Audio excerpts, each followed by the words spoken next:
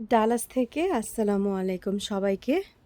আমি finally vacation থেকে ফেরত এসেছি এবং রাতে আমি একেবারেই সাহস করিনি যে বাইরে এসে একটু দেখি, কারণ ভয় লাগছিল যে কি মারা যাবে, কি হবে, কি দেখে সারা রাত ঘুম হবে না। তো যাই হোক, শুধু দরজাটা খুলে দেখেছিলাম যে আমার এই বেলি গাছটা বেশ অনেক লম্বা হয়েছে, আর এটা দেখতে পেরেছিলাম।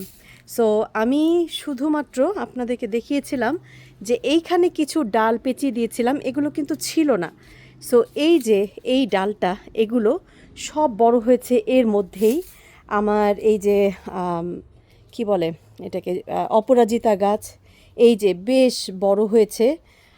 জামরুল গাছের এটা, ওই যে মরতে বসা গাছটা প্রচুর, এই যে আরেকটা জামরুল গাছ, প্রচুর প্রচুর নতুন ডাল বের হয়েছে, প্রচুর ফুল এসেছে, আরও ফুল এসেছে আমার মিষ্টি তেঁতুলে, কিন্তু কোনোটা টিকেনি।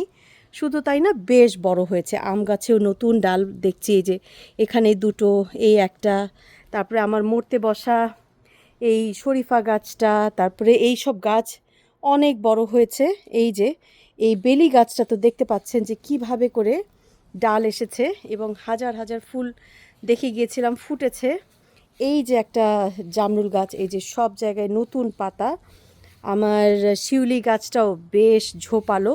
এই সামনে থেকে কিন্তু এই যে এখন মনে হচ্ছে একটা জঙ্গল, কারণ সব গাছ বেড়ে, প্রচণ্ড বেড়ে আমার পিছনে গাছগুলো দেখাই যাচ্ছে না। তারপরে এদিকেও সব গাছগুলো আমার মাশাআল্লাহ ভালো আছে। এই এগুলো খেতে হবে আসলে, এইটাই দেখলাম একটু ঝিমানো। তারপরে এই যে বেলি, বেলি তো মাশাআল্লাহ কি বলবো, ফুটেছিল, আবারও আছে। তারপরে আমার নতুন করে আবার ফুল এসেছে, এই যে। তারপর আমার শরীফা গাছ, আমার শরীফা গাছ অনেক বড় হয়েছে, অনেক বড়। এত বড় ছিল না, আমার লাস্টের ভিডিওটা দেখলে আপনারা দেখবেন এত বড় ছিল না।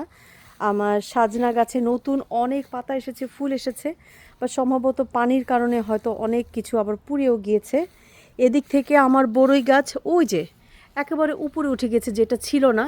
এই যে লঙ্গান গাছটা অনেক বড়, অনেক বড়ই এই যে বড় হয়েছে।